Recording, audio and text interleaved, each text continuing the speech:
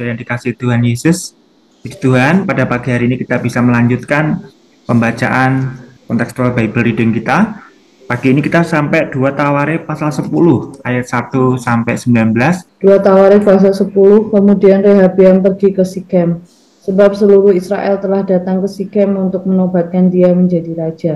Segera sesudah hal itu kedengaran kepada Yerobeam bin Nebat. Ia ada di Mesir sebab ia melarikan diri ke sana dari hadapan Raja Salomo. Maka kembalilah ia dari Mesir. Orang menyuruh memanggil dia. Lalu datanglah Yerobeam dengan seluruh orang Israel dan berkata kepada Rehabiam, ayahmu telah memberatkan tanggungan kami, maka sekarang ringankanlah pekerjaan yang sukar yang dibebankan ayahmu dan tanggungan yang berat yang dipikulkannya kepada kami, supaya kami menjadi hambamu. Tetapi ia menjawab mereka, datanglah kembali kepadaku, usaha lalu pergilah rakyat itu. Sesudah itu Rehabiam meminta nasihat dari para tua-tua yang selama hidup. Salomo mendampingi Salomo ayahnya, katanya, maka rakyat, apakah nasihatmu untuk menjawab rakyat itu? Mereka berkata kepadanya, jika engkau mau berlaku ramah terhadap rakyat itu, mau menyenangkan mereka dan mengatakan kata-kata yang baik kepada mereka, maka mereka menjadi hamba-hambamu sepanjang waktu. Tetapi ia mengabaikan nasihat yang diberikan para tua-tua itu, lalu ia meminta nasihat kepada orang-orang muda yang sebaya dengan dia dan yang mendampinginya. Katanya kepada mereka, apakah nasihatmu supaya kita dapat menjawab rakyat yang mengatakan kepadaku, ringankanlah tanggungan yang dipikulkan kepada kami oleh ayahmu? Lalu orang-orang muda yang sebaya dengan dia itu berkata, beginilah harus kau katakan kepada rakyat yang telah berkata kepadamu, ayahmu telah memberatkan tanggungan kami, tetapi engkau ini berilah keringanan kepada kami. Beginilah harus kau katakan kepada mereka, kelingkingku lebih besar daripada pinggang ayahku.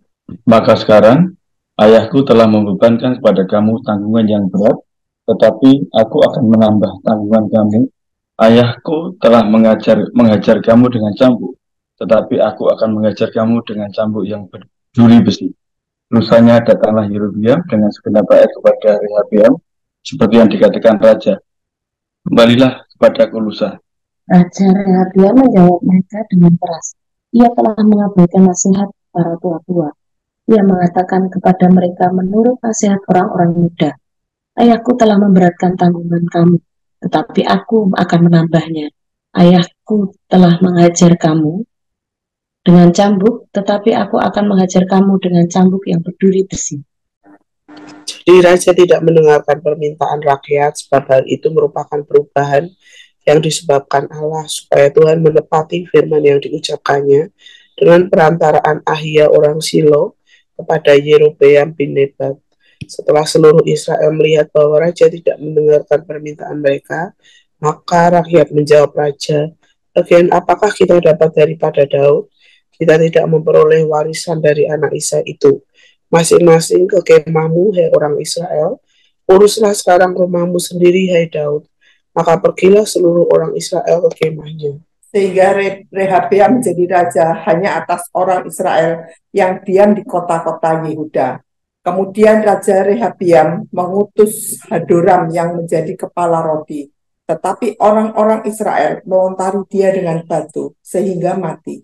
Bahkan Raja Rehabiam hampir-hampir tidak dapat menaiki keretanya untuk melarikan diri ke Yerusalem.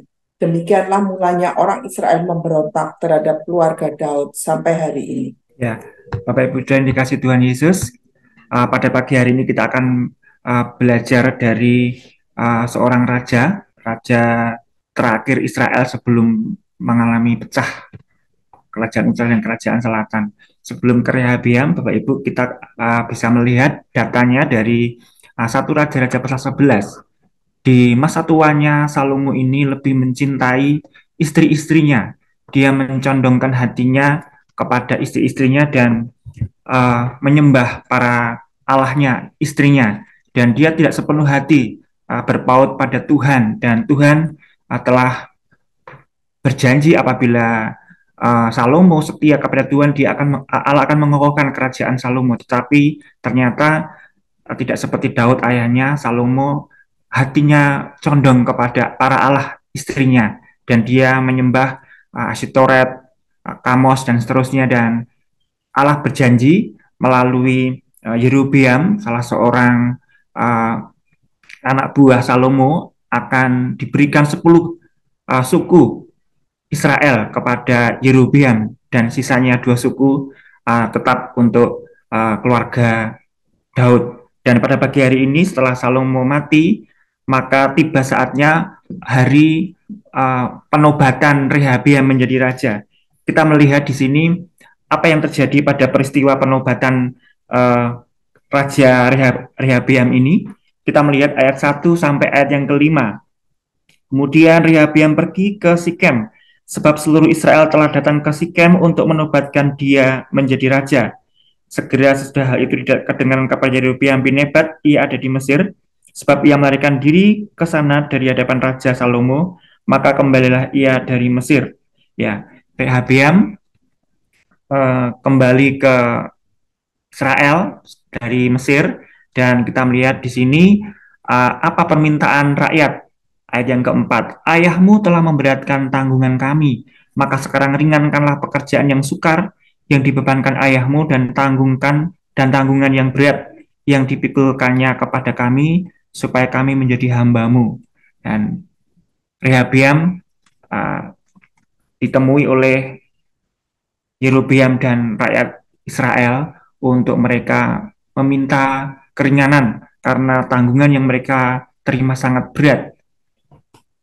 Dan kita melihat di sini bagaimana respon Rehabeam. Rehabeam meminta untuk waktu sebentar untuk meminta nasihat, dan ada 2 nasihat kalau kita melihat pada pasal ini. Nasihat para tua-tua yang selama hidupnya mereka mendampingi Salomo, dan nasihat orang-orang muda. Mari kita melihat apa perbedaannya dan apa nasihatnya, dan bagaimana Rehabeam ini memilih dan bagaimana mengambil keputusannya. Kita melihat ketika bertemu dengan para tua-tua, beginilah nasihat para tua-tua. Sesudah itu Rehabeam meminta nasihat dari para tua-tua, ayat yang ke-6, yang selama hidup Salomo mendampingi Salomo ayahnya, katanya, apakah nasihatmu untuk menjawab rakyat itu? Mereka berkata kepadanya, jika engkau mau berlaku ramah terhadap rakyat itu, mau menyenangkan mereka dan mengatakan kata-kata yang baik kepada mereka, maka mereka menjadi hambamu sepanjang waktu. Para tua-tua yang telah berpengalaman mendampingi Salomo, memberikan nasihat-nasihat kepada Salomo, memberikan nasihat kepada Rehabeam supaya meringankan, mendengarkan permintaan rakyat yang memang benar, sangat berat selama pemerintahan Salomo, supaya berlaku ramah, menyenangkan hati rakyat, dan dengan menjawab dengan kata-kata yang baik agar Israel ini setia kepada Rehabeam. Tetapi kita melihat di sini ayat yang ke-8, Rehabeam menolak nasihat ini, dan dia memilih meminta nasihat dari orang-orang muda, yang kalau kita melihat dari cara menasihati dan apa isi nasihatnya ini menunjukkan orang-orang yang tidak mengenal Tuhan, orang-orang yang tidak mengenal, yang tidak menyembah Allah Israel. Kita melihat mulai dari ayat 8 sampai 14, dikatakan ayat 8 Rehabeam menolak. Dan apa nasihatnya? Ayat yang ke-10, lalu orang-orang muda yang dengan dia itu berkata, beginilah harus kau katakan kepada rakyat yang telah berkata kepadamu, ayahmu telah memberatkan tanggungan kami, tetapi engkau ini berilah keringanan kepada kami. Beginilah harus kau katakan kepada mereka, kelingkingku lebih besar daripada pinggang ayahku. Maka sekarang ayahku telah membebankan kepada kamu tanggungan yang berat, tetapi aku akan menambah tanggungan kamu. Ayahku telah menghajar kamu dengan cambuk, tetapi aku akan menghajar kamu dengan cambuk yang berduri besi. Inilah isi nasihat dari orang-orang muda, yang intinya menolak permintaan rakyat, bukan meringankan, tapi justru menambahi beban dan tanggungan, dan menjawab dengan sangat keras dan sombong. Kelingkingku lebih besar daripada pinggang ayahku.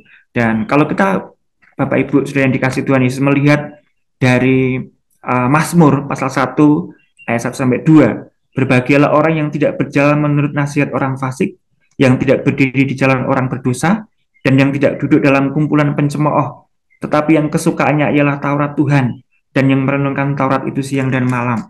Rehabeam salah dalam mengambil keputusan. Dia salah dalam memilih penasehatnya. Kalau kita besok melihat di pasal yang ke-11, sebenarnya masih ada hamba Tuhan di situ ya, Semaya. Tetapi Rehabeam tidak bertanya juga kepada hamba Tuhan ini yang representasi bertanya kepada Tuhan. Rehabeam tidak bertanya kepada Tuhan, dia salah memilih penasehat. Dan dengan demikian genaplah sudah apa yang dinubuatkan Allah, karena Salomo yang di akhir hidupnya, di pemerintahannya menyembah, tidak sepenuh hati mengikut Tuhan, dan terjadi kerajaan Israel akan pecah. Hanya 2 yang bertahan dan 10-nya akan diberikan kepada hambanya. Dan betul di ayat yang ke-15 dikatakan bahwa Allah menggenapi janjinya. Jadi raja tidak mendengarkan permintaan rakyat, sebab hal itu merupakan perubahan yang disebabkan Allah, supaya Tuhan menepati firman yang diucapkannya dengan perantaran Ahia orang Silo kepada Yerobeam bin Nebat. Dan apa dampak dari kehidupan keputusan yang salah dari Rehabeam ini? Israel pecah. Ayat 16 sampai 17, hanya Rehabeam hanya menjadi raja atas orang Israel yang diam di kota Yehuda. Hanya 2 suku saja yang setia kepada Rehabeam.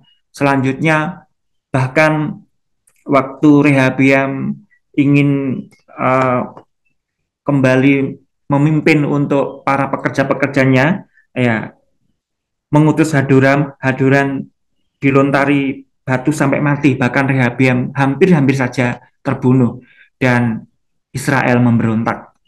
Bapak Ibu saya dikasih Tuhan Yesus, apa yang dapat kita ambil sebagai amanat teks pada pagi hari ini?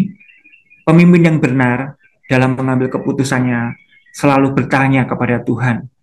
Bertanya kepada Tuhan melalui bertanya kepada hamba-hambanya, memilih penasehat yang tepat, penasehat yang takut akan Tuhan. Seperti Daud senantiasa bertanya kepada Tuhan setiap mengambil keputusan, namun Rehabeam tidak melakukannya. Dan yang kedua, Allah menghendaki pemimpin, pelayan Tuhan, pengikut Tuhan Yesus yang memiliki karakter yang ramah, yang penuh kasih, dan rendah hati. Sebagai aplikasi teks kita pada pagi hari ini, apakah saya dan saudara dalam setiap pengambilan keputusan dalam kehidupan kita senantiasa bertanya kepada Tuhan, mencari kehendak Tuhan melalui firman-Nya, melalui penasihat-penasihat hamba-hamba Tuhan yang takut akan Tuhan? Yang kedua, apakah saya dan saudara sudah memiliki karakter seperti Kristus yang senantiasa ramah, penuh kasih, dan rendah hati? Terima kasih. Demikian penyampaian firman Tuhan. Saya kembalikan kepada Mas T atau Mbak Yuli. Ya, terima kasih. Kita sambut firman Tuhan ini dengan satu lagu Yesus Kau Kebenaran.